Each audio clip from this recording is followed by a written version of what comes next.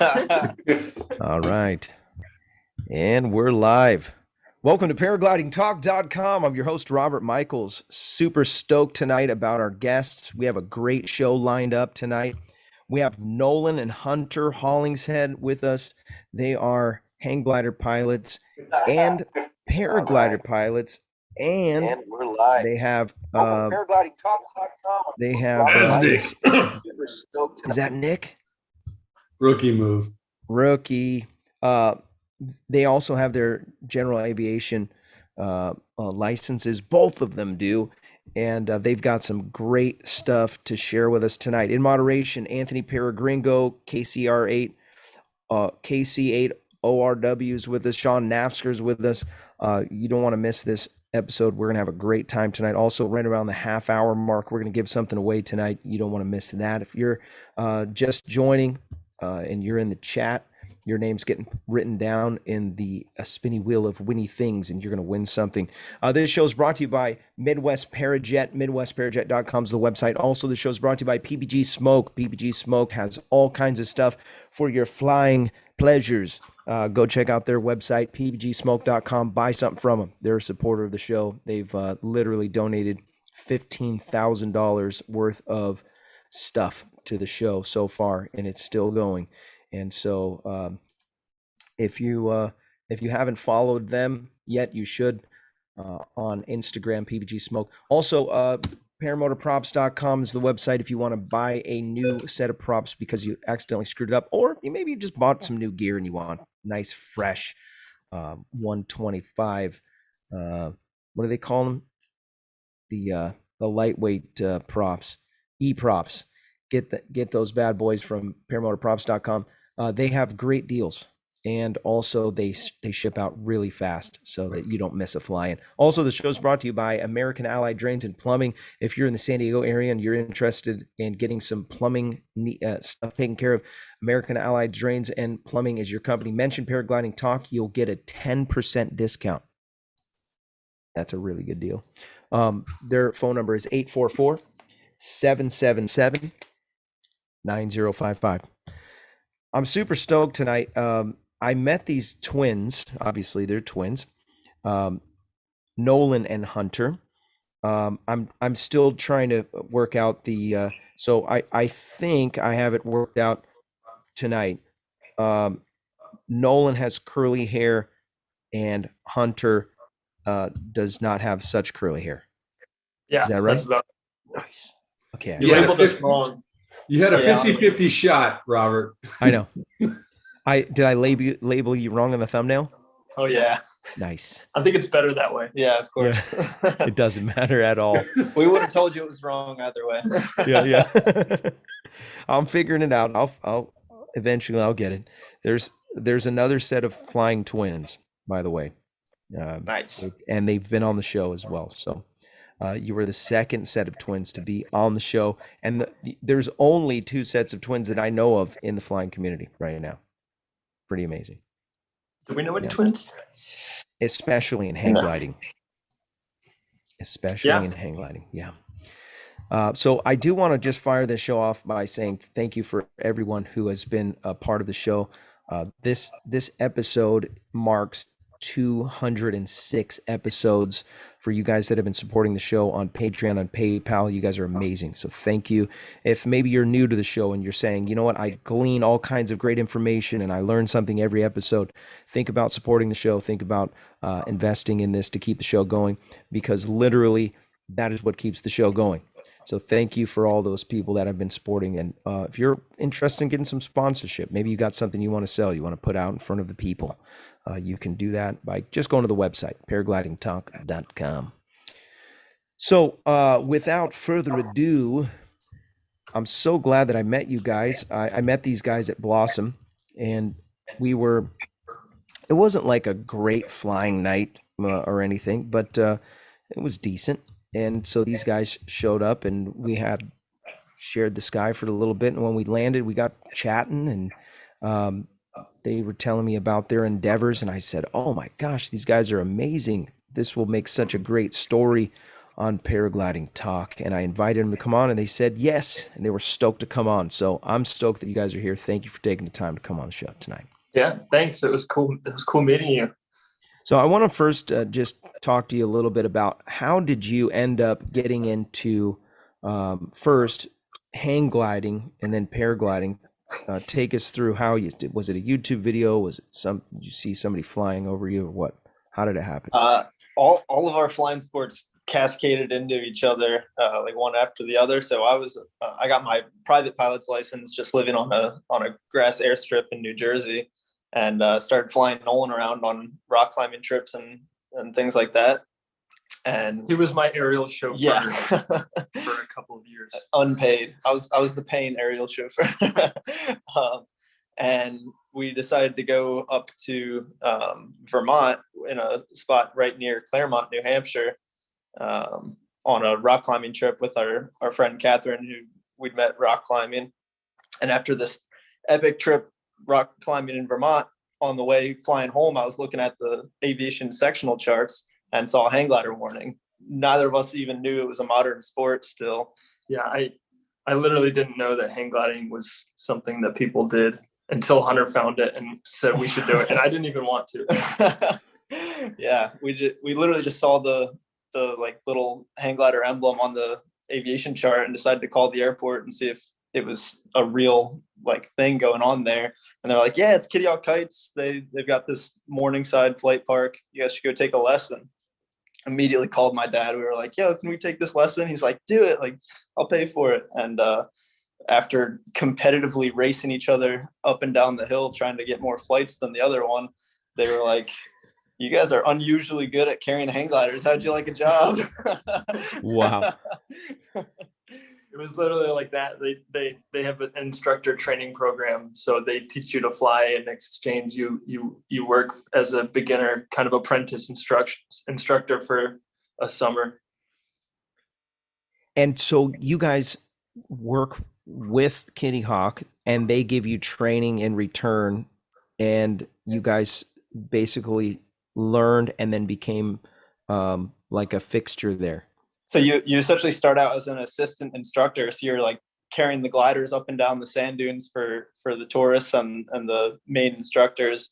And as you're carrying the gliders and shadowing through the lesson, you're in between days taking your own lessons. And then since you're on site while the instructor is yelling instruction at the tourists in the glider, then you're picking up on that and slowly taking over the instruction until you become a competent instructor. Oh, that's awesome. It's accelerated learning to fly and learning to instruct at the same time. And by the end of, a couple of months, you're helping teach the lessons. And it really does turn out some pretty good pilots, because we had like 1,000 flights. Yeah, you get so much takeoff and landing practice and all sorts of wind conditions on these big sand dunes. You're just doing it every single day. And you're getting jacked because you're just running up and down sand dunes with a 60-pound glider all day long. And it's 60 pounds. That was going to be my next question. That's the whole glider, everything attached, 60 pounds. Yeah, give or take, depending on the glider. That's not bad. In my mind, they weighed like 100 pounds. It feels like that some days. Depends on how much sand is in it. So you guys had a little stint of adventure. You guys were on the show called The American Ninja Warrior. Talk a little bit about that. American Ninja Warrior. That's the shirts that we're wearing. These are the flying Freckles. Yeah, we've been told by our friends for ages that we should try. You've never seen the show? I have not. Okay. I saw it in passing. I haven't like watched a season or anything. Like we were at a hotel one time and I saw it on there and I thought, well, that's insane. Yeah.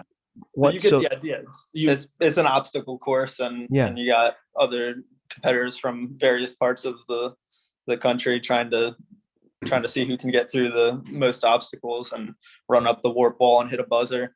And there's a prize, obviously. Yeah, we didn't. Each year it changes, but I think the year that we were competing, which was 2020, it was you got like a $10,000 reward if you could hit the tallest mega wall. They've got the two It's like a warp skateboard. walls. It's a skateboard ramp that you're trying to run up and If you can get climb through on top. If you can get through all the obstacles and get to the top of the tallest wall, it's $10,000 in your pocket right there, which we didn't even know when we started. Wow. I seen it. It's pretty awesome, man. Like the obstacles and everything, with the I don't know, the pole and all that That's stuff, the salmon ladder. Yeah. Yeah, so we had to film some of that stuff to audition to get on the show. You send in a video. We film and make a video. And, part of what they want to know is your story, because it's a TV show. It's not just let's find the best athletes. They wanted some people that were interesting, and for some reason they thought we were interesting. I think you're interesting too. That's pretty awesome. So did you touch the bell? Nope.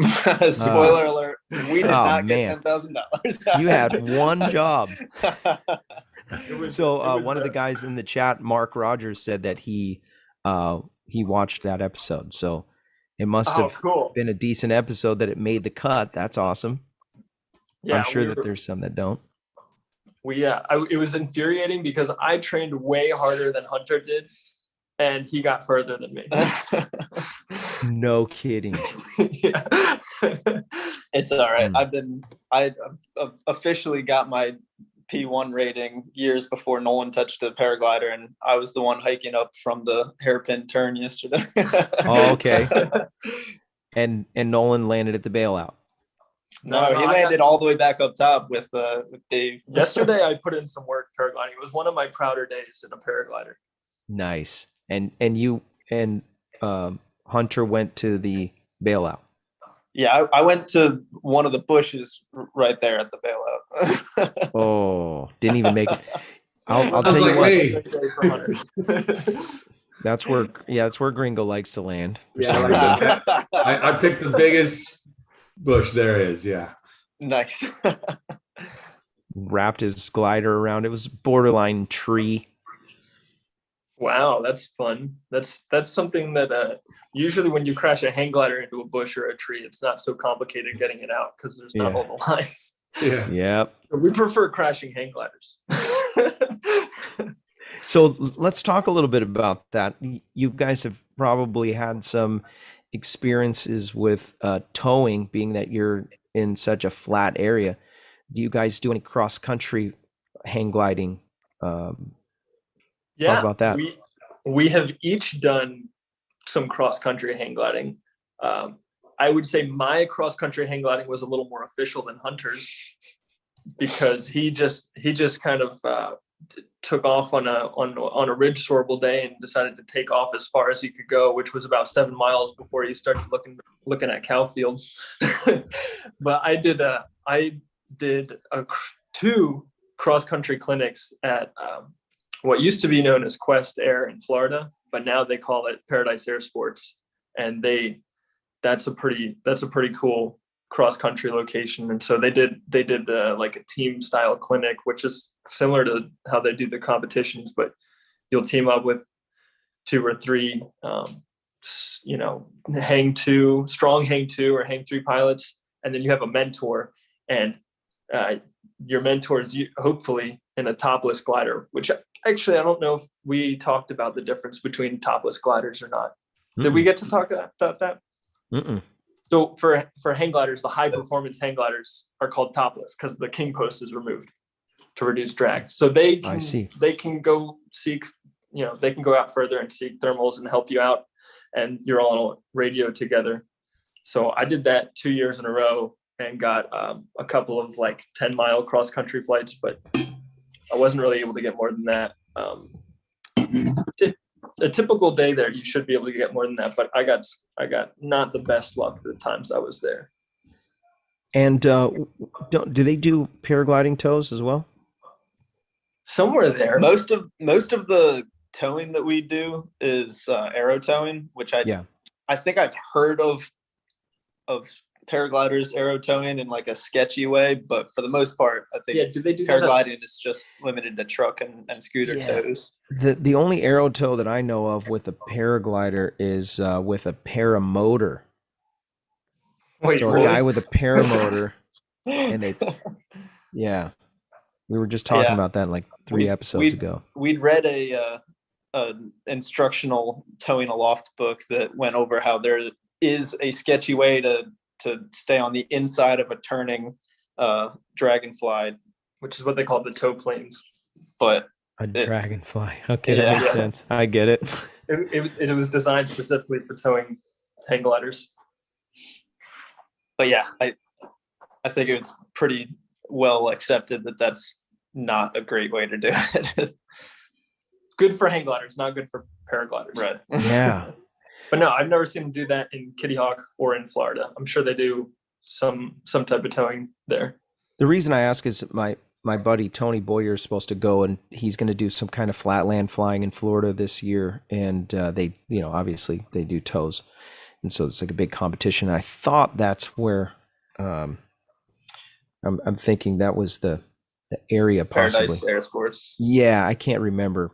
I don't remember the name. So either way, I'll have to ask them later on. So talk a little bit about your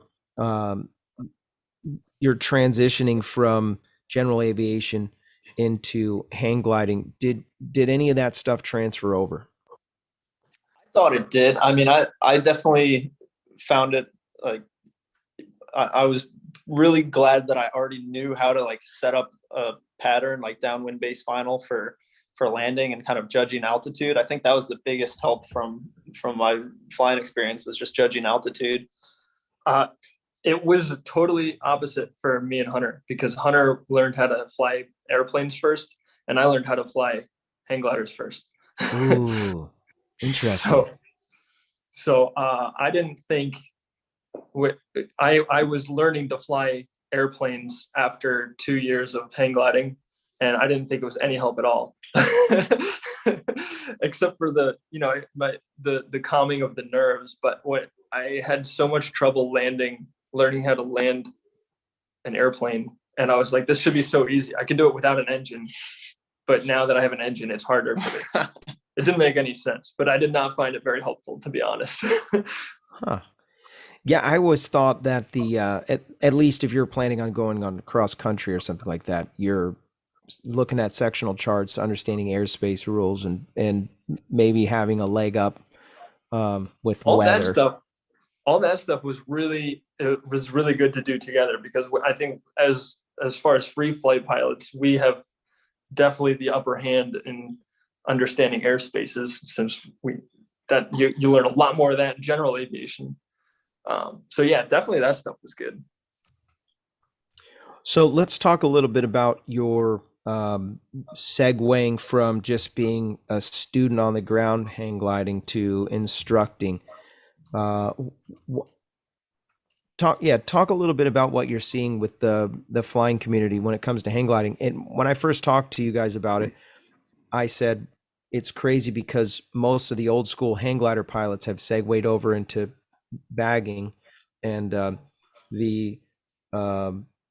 you're saying on the East Coast that there's more young people hang gliding, and the older generation is paragliding. Talk a little bit about that. I'm super interested.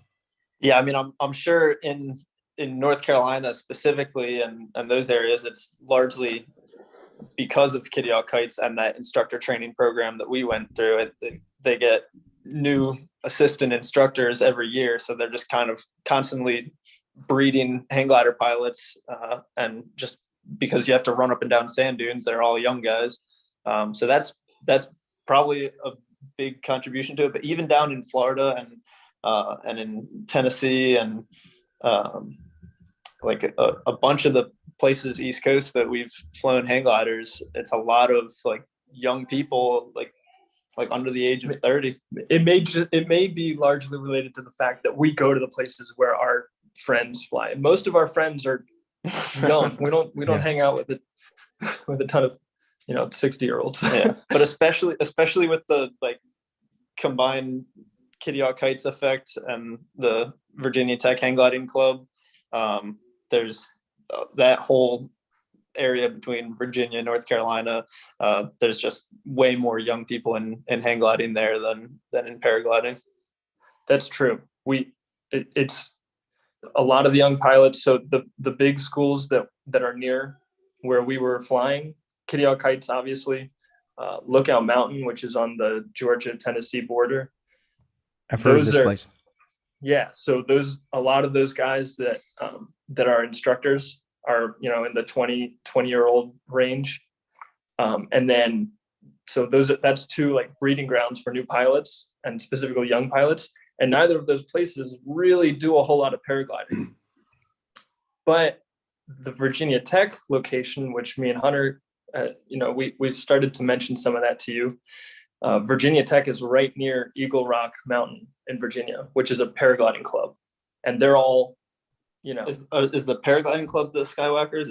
Skywhackers. That's what they call themselves. Skywhackers. That's funny. So they're mostly older guys. And when me and Hunter, you know, finally got in touch with them via, you know, Yahoo groups. Nolan was getting ready to start doing handwritten letters to figure out how to contact the club members. I was, he's like, they're not on Facebook or anything.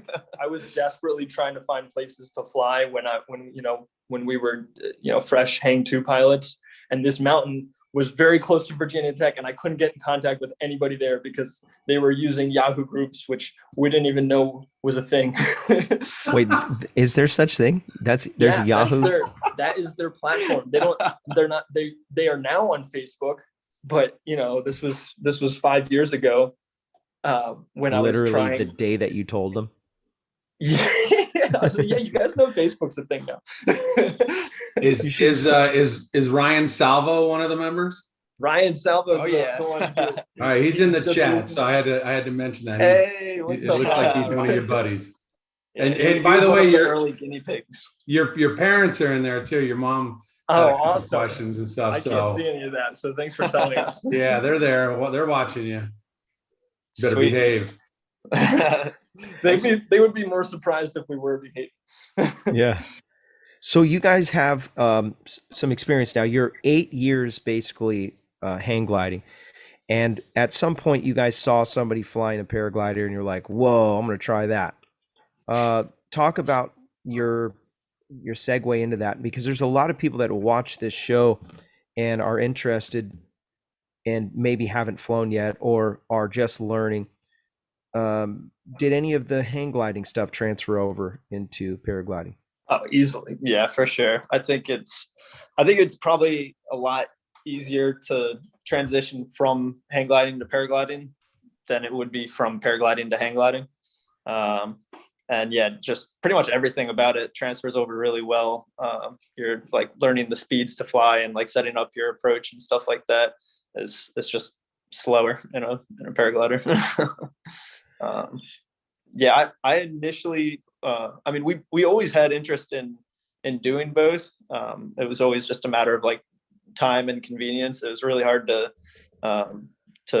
find instructors in the North Carolina area, especially as broke college kids. So pretty much just were always interested in it and got to fly around a little bit on the sand dunes. And then as soon as we got the chance out here to start digging into it more and go to Point of the Mountain and in Utah and really like get some practice to the point where we could confidently fly solo. That's now just like literally this week and stuff is when we're getting some of the most airtime that we've had so far. That's awesome. Will Fly donated $5 to the super chat. He said Resurgence PPG Brox, and he's right. Thanks, Will Fly. Appreciate that contribution. You're a newly minted P2 as of December. As of December, and most of your flights were over there, or are you at Lookout Mountain? That's pretty much everything that you got.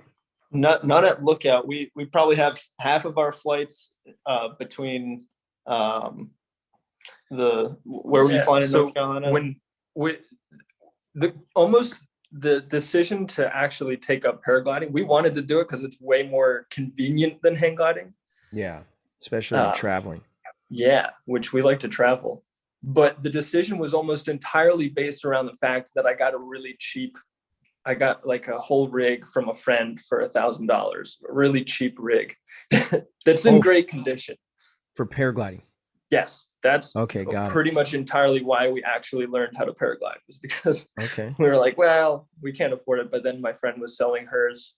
And so I got I think it was a 2016 Swing Arcus 7 and the reserve parachute and harness, all in really great condition for very affordably. And so then it was just, all right, well, now I'm in it. Now I got to learn. Who was your most influential instructor for hang gliding, and did you bounce this off of them that you had an idea to go and fly paragliding? Paragliding?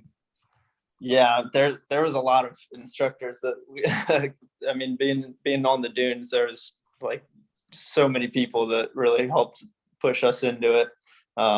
But we didn't really talk to any of them except Andy about getting into paragliding, and that's because Andy was also into both sports. And Andy Thompson is one of the tandem hang gliding instructors at KO Kites, and he's doing he's started flying. I think he's in Costa Rica right now paragliding. Probably. Nice. He started his own those guys started their own thing. I think it's called Ultra Flight OBX. I don't know. But he's doing some trike flying with a powered hang glider or a powered paraglider, and he's doing a bunch of paragliding now. And he was really the first of our close friends to get into paragliding, our close friends at least. And he would bring his paraglider every time we went to that same Eagle Rock Mountain that we were telling you about. And it was a little bit, it didn't look more fun than hang gliding. It just looked more convenient. Even still, we agree. We prefer, at least I prefer hang gliding. I think it's more fun, but it's really. I think hang gliding is just like, aside from it taking a lot more practice to get into, like the sensation of flying in that like laying down position and really feeling like you're on a motorcycle instead of like something that you're steering with control toggles. I think it just is. It feels cooler to be flying a hang glider. No kidding, dude. That is so cool. You're the first person that has said that, because everyone always takes the convenience and says that's what I want to do. But I never thought of it like that. You're literally like a bird. Yeah, there has been like multiple flights where, especially at Eagle Rock Mountain, and we have like this big fly-in between like the Virginia Tech and the Kitty Hawk Kites guys. And that was my first mountain flight in a paraglider, and I took off and I flew, and I was like, yeah, I'm doing it. It's my first mountain flight in a paraglider. And after about 30 seconds, I was like looking back at Nolan flying the hang glider. I was like, I kind of wish I was hang gliding. It's not like that all the time, especially at Blossom when we're soaring and like. Yeah, top landing is a game changer. I'm like, wow, paragliding is really cool. Yeah, the top landing capabilities are definitely a huge game changer for paragliding. Bush landing too. Yeah, it is not fun having to like make such an ordeal out of getting gliders up and down a mountain, and when everyone's just landing back up top and cracking open beers at the end of the day, I'm like, all right, this is definitely the incentive to have a paraglider. To launch the hang glider from Blossom, you guys don't have 4x4, so you would have to like throw it on somebody else's truck just to get it up there, right? Or hike it. No. We got Blossom has, or for anyone who doesn't know, Blossom has basically a steep off-road section that goes up to the bailout where the paragliders fly and land, and then another even more off-road spot to get up to where the hang gliders launch from. So I have a four-wheel drive truck, and we have taken it up to the paragliding spot plenty of times. Oh. But after John Heine warned us that he broke his axle in half trying to get a vehicle all the way up to the top of the hang glider spot, we basically park at the paraglider spot and hike the gliders up from there. Okay. So yeah, John Heine, he doesn't drive all the way to the top now? Because I'm pretty sure he still does. I'm pretty sure. I don't know the times that I've flown there with him. His vehicle was not the one going up, but I think he does take his up. Yeah, it's just a little vehicle. The Bug. He's got the Volkswagen. He's got the van. Yeah. By the way, Mark Rogers donated $5 to the super chat, and he said after party ? Absolutely, Mark. I appreciate you contributing. Thank you for that. So the Blossom is like it's like a different beast. If you're flying your hang gliders, you can fly earlier. I feel like there's more to be had with hang gliders at Blossom because it's a booming site. But I guess at the same time, for that glass off in the evening, you can pull out your paraglider and fly pretty much until sunset, like we did the other night. I guess maybe when we come back from the break, we'll talk a little bit about that and some of the nuances that go with paragliding. Let's do a giveaway, Sean, shall we? Yes, we shall.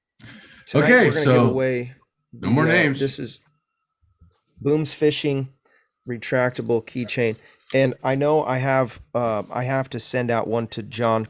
I don't know, John Carrilli, if you're watching. I haven't sent it out yet, so don't be looking in the mail just yet. But I will send it out. I'm gonna wait until Saturday to send out 2 of these.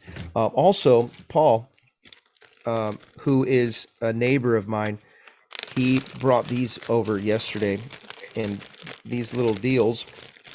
I think Gringo uses one of these, but it's a little flap with a little sticky deal, and you put it inside your phone case, and then this becomes a really good tether, so you don't have to worry about. I guess I could show you with my phone. Basically, the attachment point. Yeah. Yeah, it gives you an attachment point. So in your case, you put it inside like that. And then you have the zippy. And it glues. Yep. And then you put this bad boy in here like that. And yeah, they're awesome. Bada boom, bada bing. Now you got a tether point, and it won't pull out. And very nice. And it doesn't mess up your connections with your power cord or anything like that too. So yeah, you don't have to worry about all the scratchy Velcro on the back or whatever. So also, by the way, if you guys want to follow Hunter and Nolan, you can find them on Instagram with just looking up Flying Freckles and Freckles. The Flying Freckles. And then also on, if you want to follow them on YouTube, there's a link in the description. All right, let's spin the wheel, Sean. All right, Robert, here we go. All right, y'all can see my screen. We got 65 people. You ready, Robert? Wow, 65, no kidding. That's right. I'm ready. Hit that like button. Here we go. Spinning now. All right. By the way, the spin of this wheel is brought to you by Nebraska PPG. Josh Broden runs a school in Nebraska. If you're interested in getting top-notch training, sign up with Josh and his team today. There's a link in the description so you can get a hold of them. Also, the show's brought to you by iFly Indiana Powered Paragliding. If you're interested in flying paramotors, no better place to get the proper training than iflyindiana.com. Kevin and his team will get your feet off the ground. That's iflyindiana.com. Also, Calamity Kite Clinic. Sean runs a school and teaching people how to kite better. If you want to learn how to do the newest maneuver, which is called the snail, right? Snail trail. Yes, the snail trail. Snail trail. You gotta get some training. Hot Buttered Steve just donated $10 to the super chat. Flying fish. Oh, Michael. Flying fish. No way. Let me hear you pronounce his last name. Oh, wait. Oh, It's Michael Dunn. Michael Dunn. I feel like Congratulations, Michael. That's Gringo's brother. No, that's what not. I'm thinking, but I think it's No? his computer. I think that's Gringo. That's Gringo. Is that Gringo? No, that's not me. Gringo. No, that's not. No, Okay. that's not me. He's right. in the chat. Mike Dune. All right, Michael. I feel bad because I don't know if he's gonna want this. Please let me know if you actually want this. I'll send you something different. Yeah. You don't have to do this. Yeah. Well, Congratulations. that's awesome. I do have to read Hot Buttered Steve because it's pretty amazing. He said, "Did you ever hear about the Lucky Charms leprechaun's evil twin? He was tragically malicious." Oh. Well played. Well played. Yeah, congratulations, Mike. Gringo, I need you to find out if he actually wants that. If he doesn't want it, then I don't blame him. Look, if it was He's oil, gonna want if it was oil, I was going to tell him to keep it. I could use it. So You know, it still comes in handy, even if you're just walking around. You know, you're a zombie, you're looking at your phone, walking, you trip. Hey, it happens. You go to catch some kid that's falling out of a lady's arms or something, your phone drops. Guess what? It's saved because it's on the tether. The older you get to that, seems so far now to the ground. You know what I mean? It's a long way down. You at least have something to pull your phone back up. Yeah, you just yank the phone back up. You don't even care that it fell on the ground. You're just worried about having to bend over, pick it up, and you're not sure if you're going to get back up. Will it prevent you from dropping your phone on your face? Have you ever done that? Yes, I have done that. It won't prevent you from doing that. Or how about Ryan Salvo trying to use his phone while he's hang gliding? Oh, I got my buddy took me in his Tesla, and he gave it the juice, and I was trying to navigate for him. And as I was doing that, it was obviously a setup, and that phone came flying out of my hand and hit me in the face. If I would have had the tether, would have stopped that. Michael Dunn says he wants it. Okay. Michael Dunn, what I want you to do is go to the website and paraglidingtalk.com and go to the contact form and fill that out so I can get your address so I can mail this bad boy over to you. Yeah, I guess if you go fishing, this is what it's for. Keep your phone when you're fishing. It's called Booms Fishing. All right. So let's talk a little bit about creating the hang gliding club at Virginia Tech. And then we're also going to talk about Blossom and nuances between paragliding and hang gliding. Talk about creating a club. There's a lot of people in the chat that are a part of clubs, and there's even a small percentage of people that are in the chat that have created clubs. Talk about that a little bit. So I think our vision is a little bit unique from a lot of people's target audience. Or maybe not, but I think so. We really like getting new people into hang gliding. And of course, there's a big kind of goal globally to get to grow the sport of hang gliding and paragliding, but specifically hang gliding, I think is something where our passion has been from the get-go. Yeah, plus we need it more. There's enough paragliding. Yeah, it basically, we were at Virginia Tech, and we would be like trying to tell all our friends how cool hang gliding was. And we were instructors at Kitty Hawk. So they would be like, oh, like, that sounds awesome. And we'd be trying to like rally a group of people to drive like 8 hours to the beach so that we could teach them a lesson there. And like half of our friends that we wanted to teach, it was just, too inconvenient, and we never got around to it. So then Nolan is like talking to me. He's like, man, like I just wish there was a way we could teach them here. There's so many like hills around here. We just need to like get something started. We were actually flying off of a hill at one of the apartment complexes called Fox Ridge when somebody rolled up on a bicycle and said, whoa, I used to do that 30 years ago at the Clover Hollow Hill down the road. And we were like, what? And he's like, yeah, the 200-foot Clover Hollow Hill. And we like, Hunter and I think like jumped on the back of his bike with him or something. Take us there immediately. And you guys mentioned that Ryan Salvo's in the chat. He was one of the first guys that we chucked off a hill at Virginia Tech. It was Hunter who was kind of doing the beta testing for some of the first training hill flights there. Because at one point we literally opened up Google Earth, got like the topography map overlay, and just started looking for areas around Virginia Tech that would have like a nice steep slope and then a flat area to land in. And we were going door to door, like had marked out a couple of pins, and we're just knocking on farmers' doors, asking them if we could fly there. And finally, we got 2 yeses, and Ryan Salvo got to land in a little stream on the first yes, and then we started to migrate the training to the second yes. Wait, what do you mean he landed in the river? Not a river, a stream. Water. It was not a very, it wasn't the best training location our first try. Okay. We were trying to do the best with what we had. That the landing area required a little bit of steering capabilities, which you typically need at least a hang gliding flight before you acquire. Ryan said in the chat, threw me right into a freezing, muddy stream on his first flight. First flight. Nice.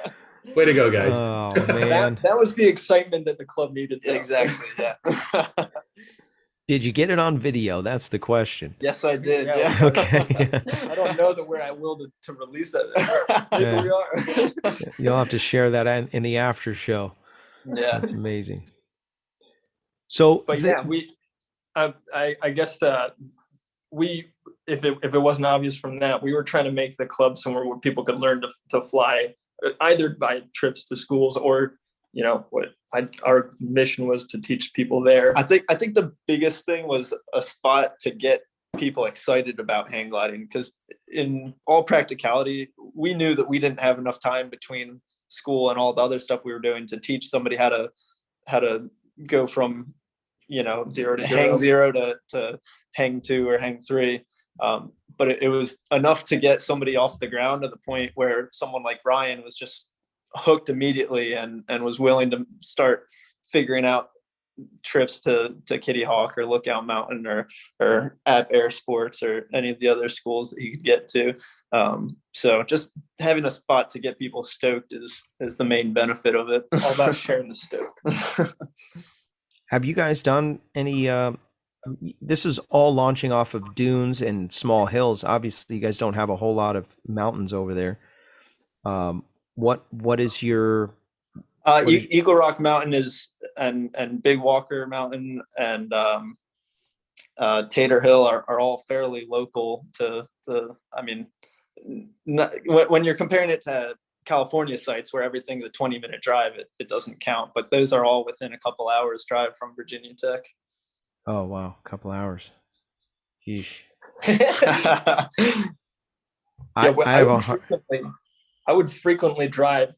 I mean, I was living at the beach before I came here to California. I was living at the beach in North Carolina, and it was a 6-hour drive to Virginia Tech, which I would do frequently to either teach people how to fly or go with Ryan and some of the club members to Eagle Rock and fly there. But Eagle Rock is 1 hour from Virginia Tech, so any of the students can just drive 1 hour. Sorry, I'll clarify. Eagle Rock is not a training site, so the hard site. part is getting somebody to a training site. Right. And that what's the elevation at Eagle Rock? Yeah. 1,200 foot. Yeah, it's 1,200 foot above the landing zone. I think the elevation is probably just maybe 2,000 feet. It's not. No, I guess the Virginia Tech Airport is at like 2,000, isn't it? I don't know. Maybe Eileen, like 2,000 feet. I think this is either your sister or one of your wives, Stepmom. Eileen. Yeah, one of our Your wives. mom? Which one of Your our mom. wives? Yeah, we've got a couple of wives you gotta specify. Eileen says, how many people are now hang gliding because of the club? That is our stepmom. Hi, Eileen. Hi, Eileen. Yeah, I don't know. Probably there have probably been like over 50 people to like have a first hang glider flight because of the Wow. club, but the number of people who actually have stuck with it, At least 20. probably 20, 25, something like that. Do you guys have your tandem certifications now, right? I have my T1, so that means like friends and family tandem, basically. Okay. And I'm sorry, keep going because I'm thinking the same thing we're thinking probably. yeah, no, go ahead. Well, the next thing we want to do is go back to Virginia Tech with a tandem glider and get to actually take people off of the hill or the mountain without having to, go through all the because a lot of the college students aren't going to pay for a tandem. Yeah, it's kind of expensive if you're a college student. But And the tandem lesson is what so for anyone who doesn't know the difference, basically when you're learning to hang glide, you can either take a hill lesson where you're the one in the glider and you're on a bunny hill, or you can take a tandem lesson where there's another instructor in the glider and then you can fly off of mountain or aerotow because you've got somebody who knows how to land the thing. So the first lessons that we took, we did both, and the tandem flight was definitely what got us hooked on hang gliding. Like it was the exhilaration of just like flying around like a bird, like laying down, as we said, and just feeling like you're steering the thing like you would a motorcycle, just leaning into the turns.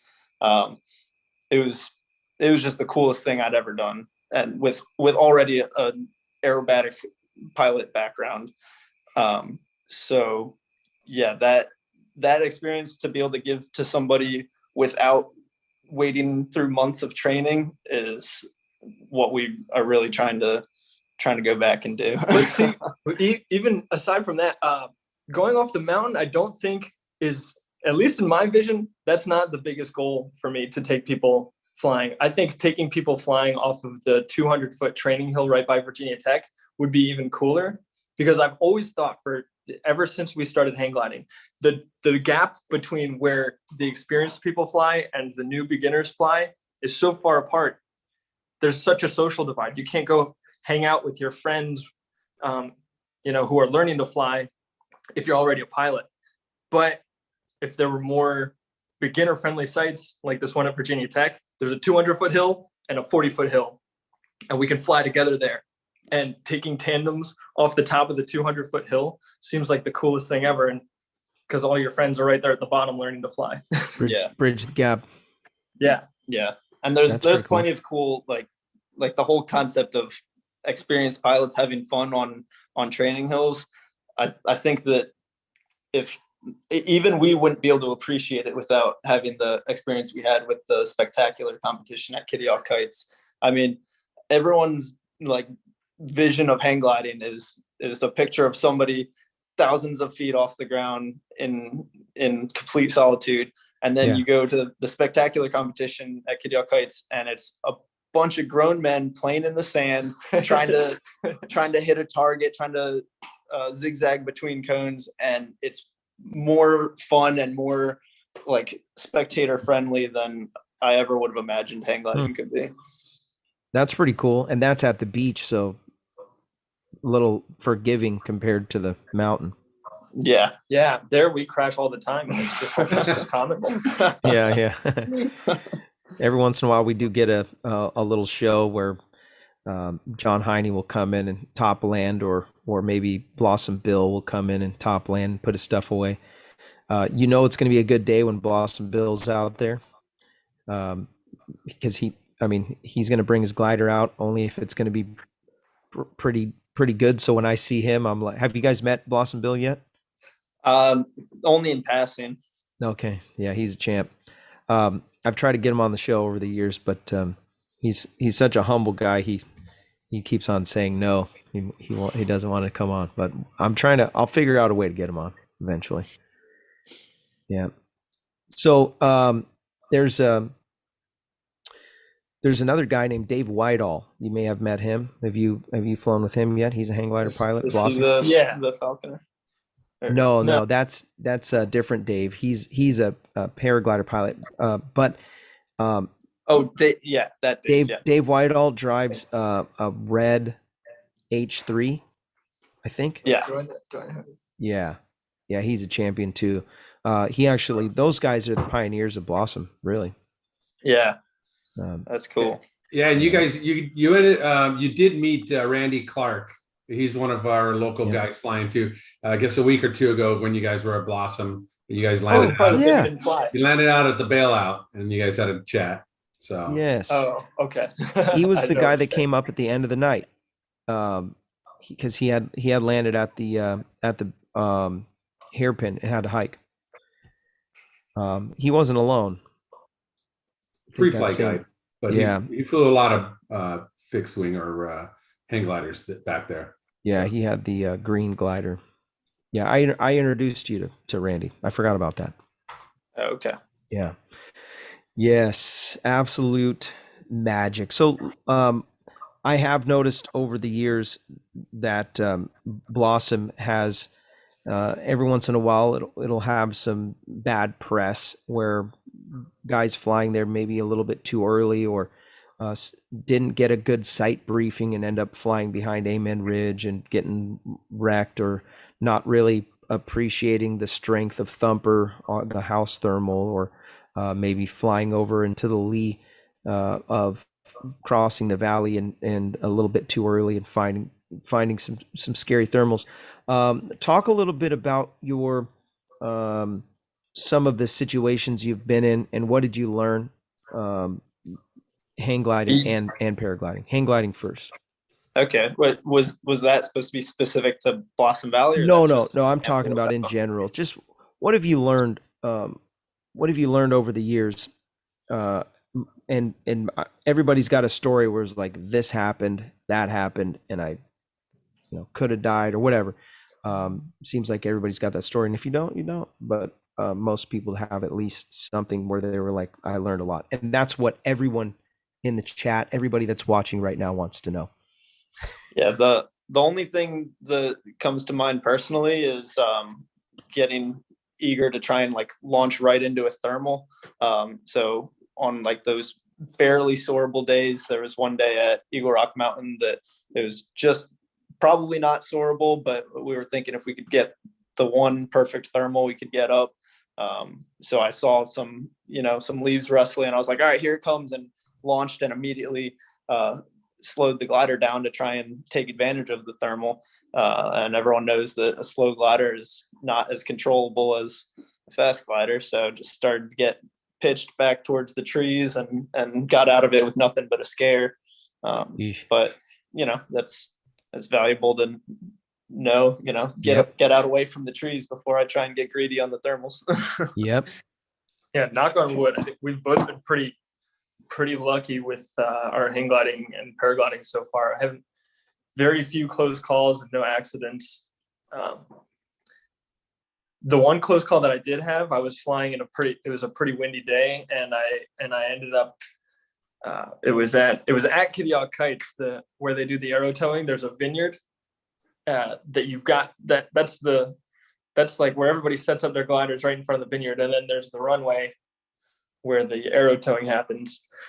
And like rule number one is don't land in the vineyard, because it's super tight guy wires, and that's not a very forgiving landing area. And I ended up going a little bit too far behind the vineyard because I was high and I wasn't anticipating the headwind being as strong as it was. And when I turned on to my final approach and realized I was just going straight down like an elevator, I was not going to make it over the vineyard. So I ended up landing on the golf cart path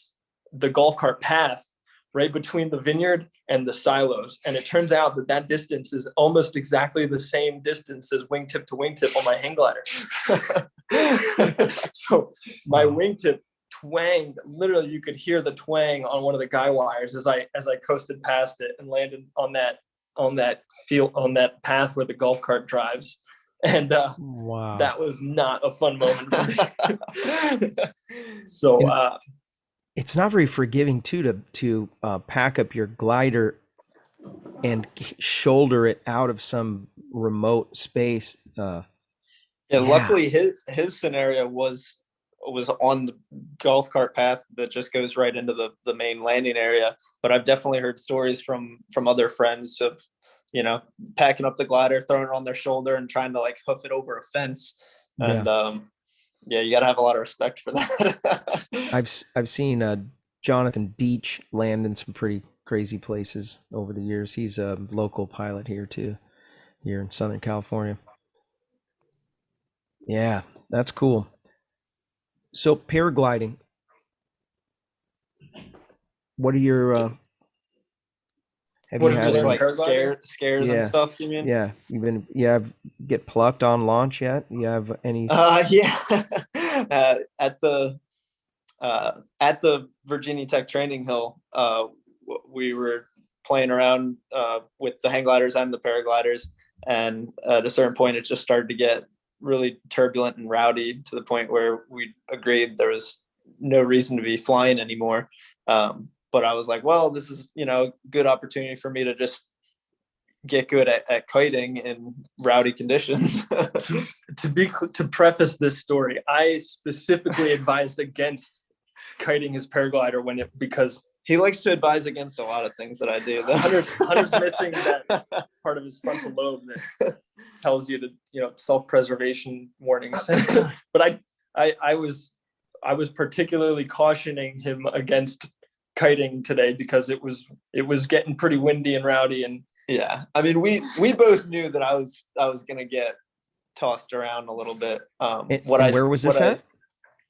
This was at the Virginia Tech training hills, but it was specifically, we were just on the flat ground in the landing area. I thought you were talking about today kiting. No. Oh, okay. Okay. Got it. No. So this was, a couple months ago, on our drive out here. Yeah. We were doing our trip. We had just finished fixing up Nolan's camper to drive it across the country.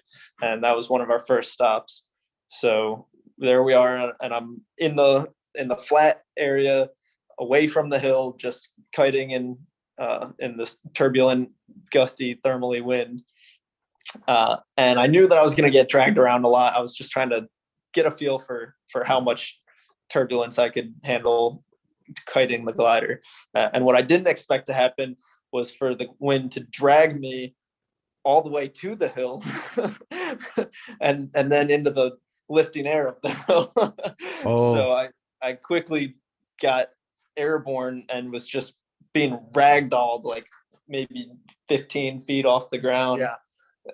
What I saw was Hunter, the wing inflated, dragged him to the hill and just plucked him off the ground. And he went up like 5-10 feet. It swung him a little bit, and then it pulled him up to almost 15 feet or maybe even more. And he was just dropped from there, almost onto a rock, like a few feet from a rock. And I was running over there to grab the wing and stuff, and it was scary. Well, that's the thing too, gliders, they don't care. They don't care who you are. Yeah. I mean, it's gonna beat you just as bad as it's gonna beat me and Robert and anybody else. I mean, it'll do it. No, especially when you got turbulent conditions like that. It plucked them. You could practically hear a guitar string going, doink, Yeah. By the way, this show is brought to you by Lone Star Paramotor. If you're in the Lone Star state of Texas, reach out to Ron Turan and his team for world-class training. That's LoneStarParamotor.com. Also, the show is brought to you by Torrey Pines Glider Port. If you want to learn how to free fly in the most beautiful place in the United States, you can reach out to Max Marion or any one of the guys at flytorrey.com. That's FLYTORREY.com. Are you guys planning on getting your P3 so you can fly Torrey Pines? Yeah, definitely. That's one of our goals for just flying Blossom, since it's the closest spot. We're just as in the past week we've been trying to go there for the glass off, around 4:00 and just get some easy experience in the paragliders without getting into the turbulent conditions. Yeah, Blossom will wreck you. You guys have had formal training or formal site wow. Introduction at Blossom. Yeah, thank you. Yeah, it's not working. It was definitely helpful to have a separate introduction for hang gliding there and paragliding there. But I guess I kind of gave Nolan the hang gliding introduction that I had when we flew the first time, and then getting some beta from Jay and Matt. Jay was really helpful to us. Nice. And encouraging. A lot of the guys that fly there have been encouraging, because we are new, so we've packed up and left there a couple of times without flying. Yeah. You guys didn't get to fly that night that I saw you it was Tuesday. Did you guys even fly? No. Yeah. Of the times that I've tried to land, so I've top landed just twice so far. And when I've tried to land at the bailout or the secondary, overshot it. I've missed it. So when it's not really soarable and I know that I'm only going to get one shot at it, I'm pretty skeptical. Yep. Especially if you don't feel like hiking. Yeah. I mean, I'm not worried about hiking. I'm still able to do that part. Yeah. And it's not hang glider. Not like those 60-year-olds. Those bush landing 6-year-olds. I have to mention one more sponsor, Resurgence PPG. If you're interested in supporting our men and women of uniform, you can make a tax-deductible donation to resurgencepppg.com. By donating, you're supporting those who put their lives on the line for your freedom. You can reach out to Todd Scandrett at resurgencepppg.com. So I really appreciate you guys coming on the show. Really like your vibes. You guys are just pressing it to the next level, and I'm stoked to see what you guys are going to bring to the paragliding community. Stick with it. I love it. I love the tenacity and going after it, and just being hungry. That's what I think our sport really needs. If you're going to get into this sport, you've got to be hungry for it. Be thirsty for a thermal. Be thirsty for a flight, even if it's just like you were saying, rapid fire. Going, see who can get the most launches and landings. That's how I started. My beginning days was with paragliding was that way, and there's an excitement to that, and I really appreciate you guys coming on the show. We're gonna go to the after show. Thanks again for everybody that's been in the chat, all the questions and comments. You guys are awesome. If you're a super chatter, if you are a Patreon supporter or a PayPal supporter, you can join us on the after show. Just put your email in the description. YouTube typically will blot it out so that everyone can't see it, and then I'll send you an invite, and we'll have a great time in the after show. I'm not going to hold these guys hostage. They'll stick around as long as they want, but if you want to jump on. Thank you guys so much. Once again, thanks, Gringo. Appreciate you. Twins, you guys are awesome. If you want to follow these guys, follow them on Instagram at the Flying Freckles. Also follow him on YouTube, the link in the description, and enjoy. He's got some great videos that are coming out soon, so you guys won't miss a thing. And brand new channel too, so you guys are gonna love it. Yeah. Cool. Thank you so much, Robert. All right, we'll see you guys on the next one. If I don't see you on there, I'll see you in there. Thanks for watching. Have a great night.